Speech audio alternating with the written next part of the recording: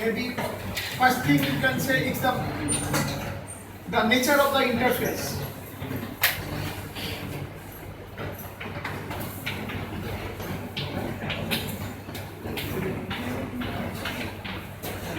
Accordingly, the mechanism of growth changes. If it is a coherent interface, then coordinated movement of few group of atoms are necessary to maintain the coherency. If it is incoherent interface, then single atom jump, individual atom jump across the interface will make the growth process. It is dependent on the crystallographic direction.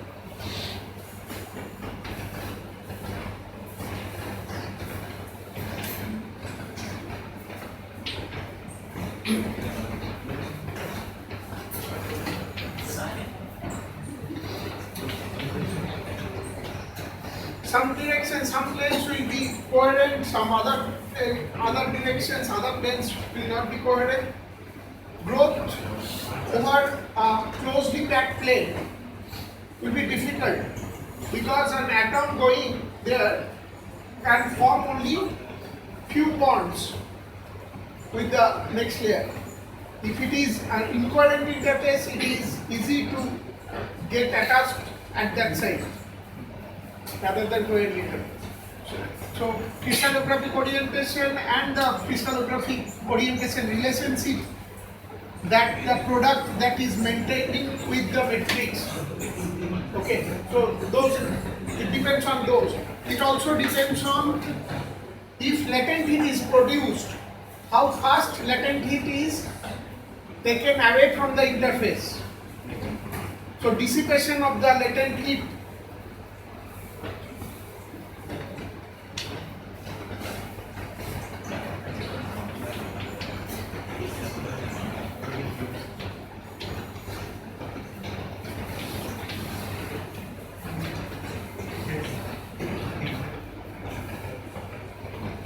diffusional process, the diffusivities of individual elements in the. So what is that OR band? Which one?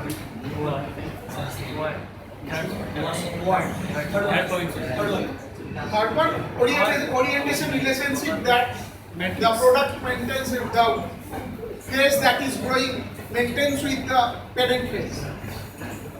Diffusivities of different elements in both product and the matrix.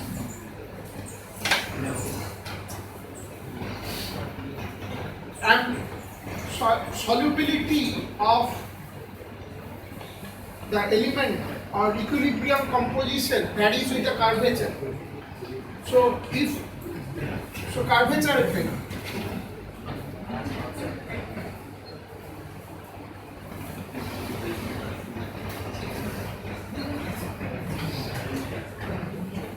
Curvature effect drives the portioning process, which is also a diffusional growth process.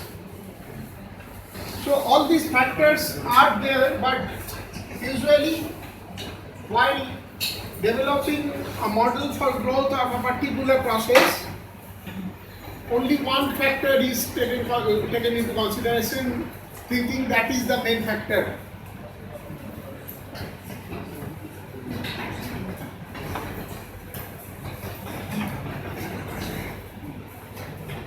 First we will consider the growth of a single component system.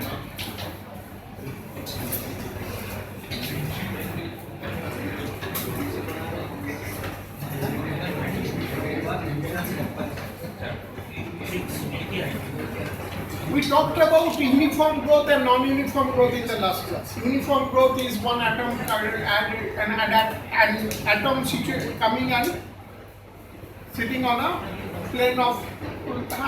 Usually the planes that is mostly available are of low index, high packing density plane. An atom that is forming is difficult to in terms of available interfacial area.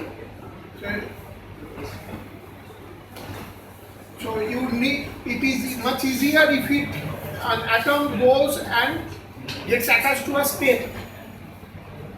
So that state, if it is gets attached to state and growth of that state gives one layer and that layer grows, that is a non-uniform growth.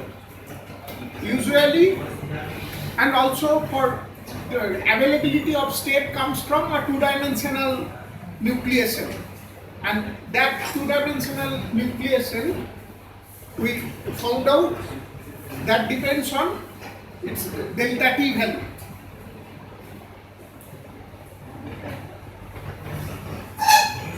For liquid to solid, if a solid is growing into liquid, because of liquid density is not much different from solid, that clustering of that many numbers of atoms, which is of the critical size of the two-dimensional nucleus, is feasible. And that's why lots of such two-dimensional nucleation is possible, and so number of steps available is very, very high. That is not a rate limiting process. The rate limiting process, so ultimately we can assume that the growth of a thing, growth of any product depends on individual atom movement.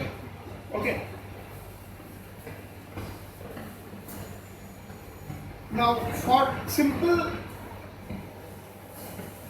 growth in a single component system, for example polymorphic transformation, say beta is growing into alpha, the Gibbs free energy we can draw beta. So beta will be of, if we draw the Gibbs free energy, then beta Gibbs free energy will be lower than the alpha.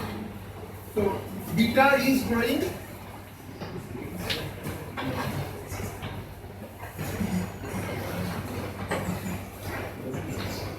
in alpha.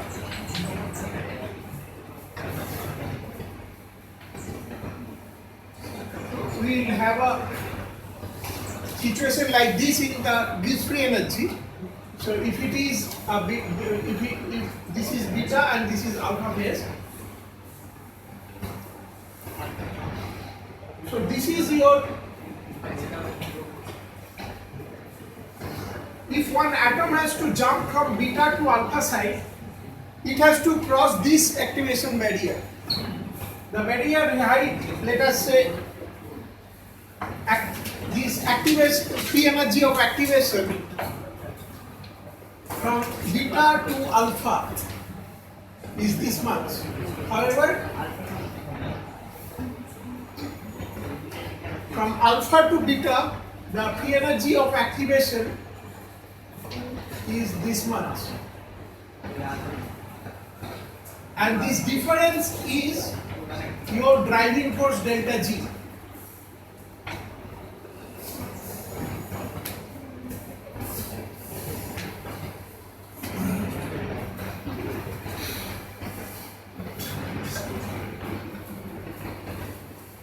The number of atoms going from alpha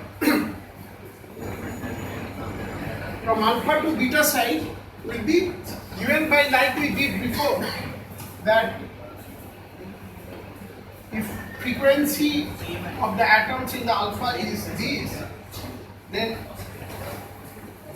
this and this is the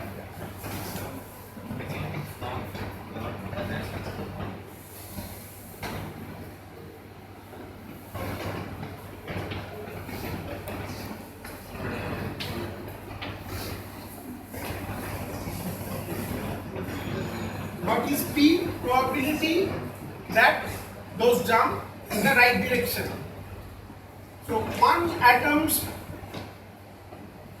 this is the frequency of one atom, and for this is the probability of successful jump across that activation barrier. This is probability that jump is in the right direction, multiplied by number of atoms per unit area over the surface in alpha. So those many number of atoms per unit area per unit time is going into alpha to beta, but among those there should be fraction of atoms that are getting attached. So that is given by some factor. This is the accommodation factor. So those are the number of total number of atoms per unit area per unit time crossing the interface from alpha to beta side, and among those these many fractions are getting attached, accommodated in the beta side. Similar, so these are number of atoms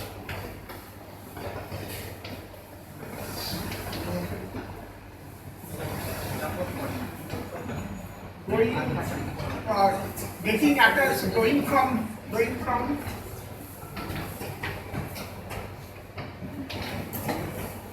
alpha to beta per unit area or unit time. The same quantity from beta to alpha, the same thing will be written as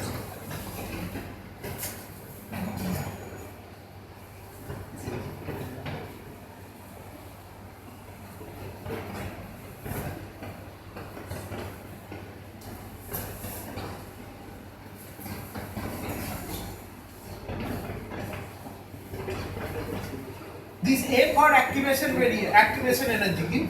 Activation gives free energy from beta to alpha over kT. So this minus this is the number of atoms, net number of atoms gain in the beta side. So this minus this is the net gain of atoms in the beta side. So what is accommodation factor? Accommodation factor, say one atom is jumping. So this much. This is total number of atoms per unit area per unit time jumping on the other side. Now among those jumps, all cannot be accommodated. Some get stuck, some not. So if it is a very say close coherent interface, accommodation factor will be low. If it is very curvy or like roughness is very high, then accommodation factor is high. Easily it will be accommodated. It will also depend on the interface. So it will depend. For example, it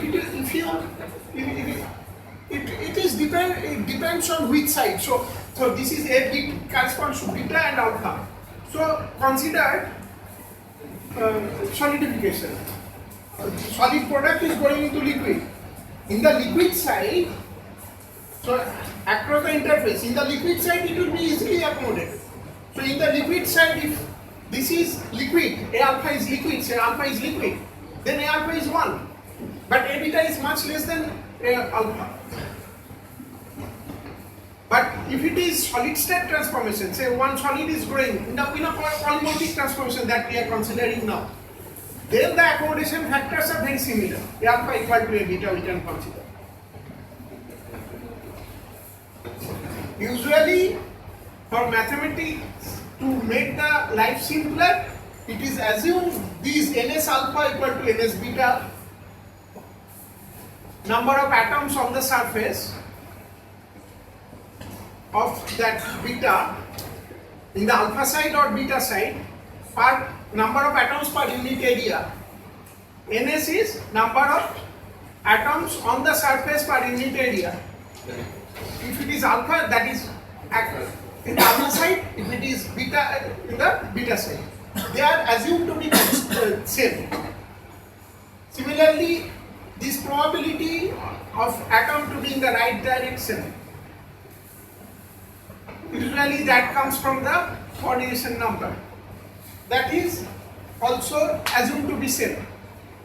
Vibration frequency in polymorphic transformation, both are solids, they are assumed to be same.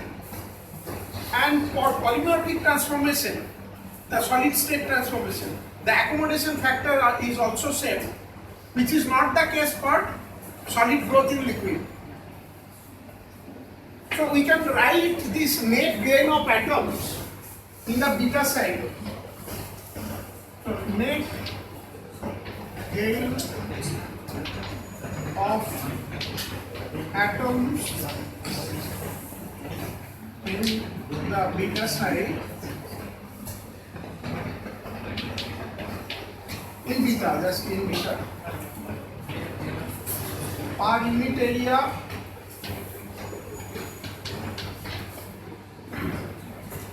per unit time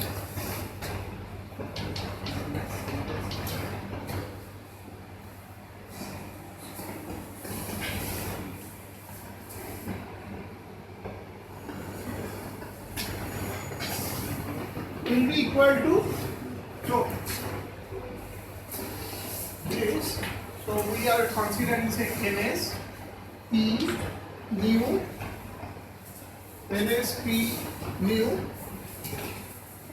within bracket A beta exponential minus Ga alpha to beta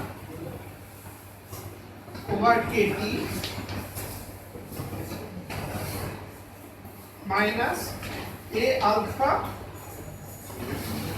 exponential minus Ga beta to alpha over Kt. Why I kept A alpha and beta inside? Because if you consider solid growth in liquid, then you use this equation. Otherwise, you can take, if it is polymorphic transformation, you can assume A alpha equal to A beta and you can take A out. So if it is solid integration, use this one. Okay. If it is growth of solid in a single component system from liquid, then consider A alpha, A beta different. But if it is polymorphic transformation, we can take A out, assuming A alpha equal to A beta equal to A, and you note that Ga beta to alpha, Ga beta to alpha is nothing but Ga alpha plus beta plus this driving force delta G. So this is Ga alpha to beta plus delta G.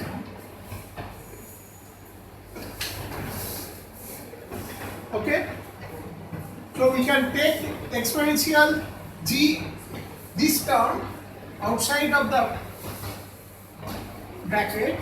You can write exponential minus Ga alpha to beta over Kt, and within bracket 1 minus exponential minus delta G over Kt.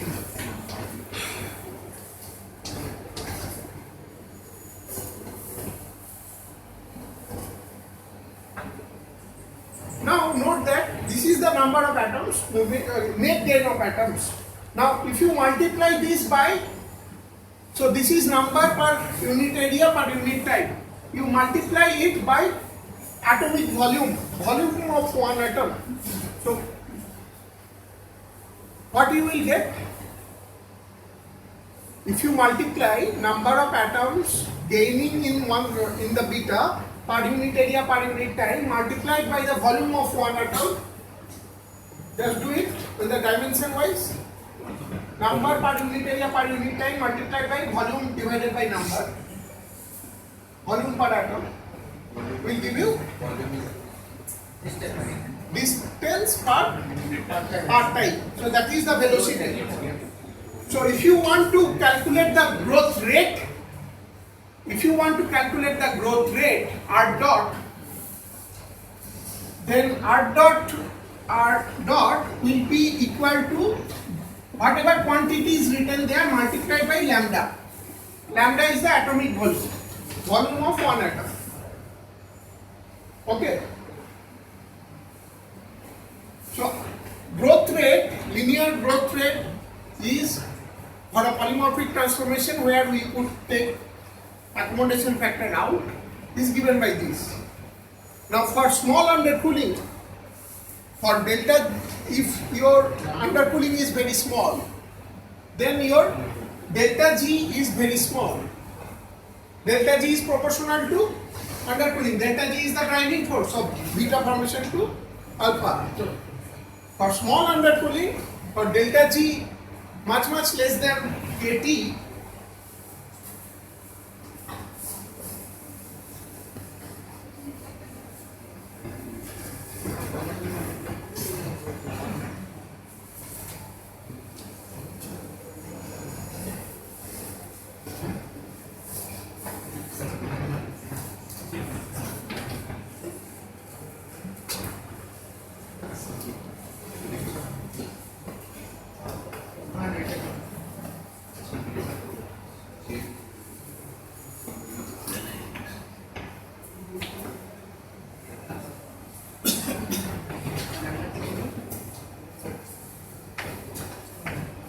we can expand the exponential term like this, that r dot will be equal to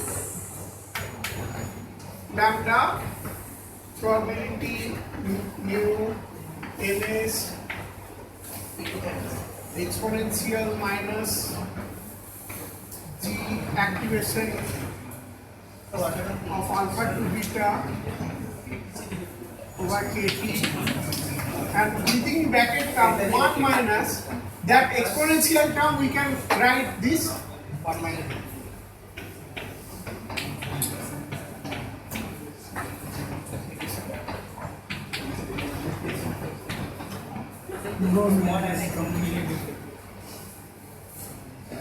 We can write this. So ignoring the square and the higher order term, we can approximate it to be, for small delta G, small undercooling, we can approximate it to be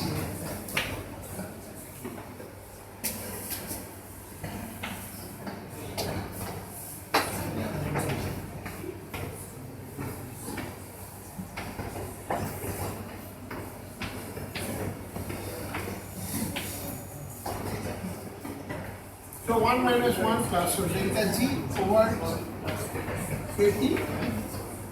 So what we are finding for polymorphic transformation in a single component system, huh? For allotropic transformation, what is?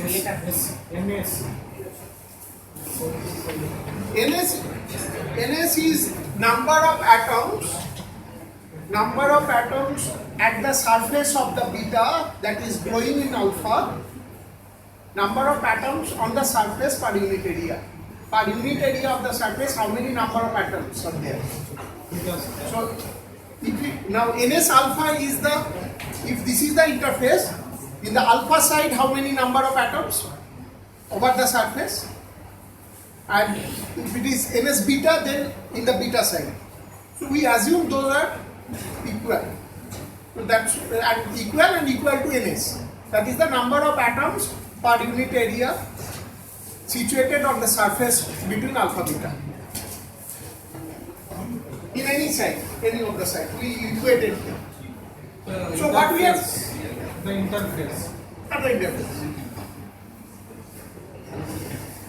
Because that interface, because here no diffusion necessary in the bulk.